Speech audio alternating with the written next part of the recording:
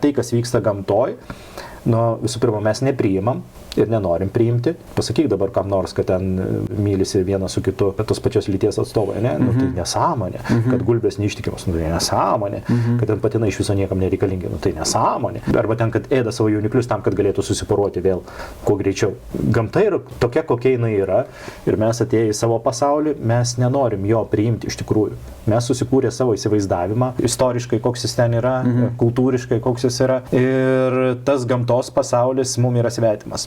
Mes esam biologinės būtybės, bet tas gamtos pasaulis mums dabar jau yra svetimas ir priimti jį tokį, kokis yra, labai labai sunku žmonėm. Nors neįmanoma. Už tai visi posakiai, kad aš myliu gamtą, yra briedas.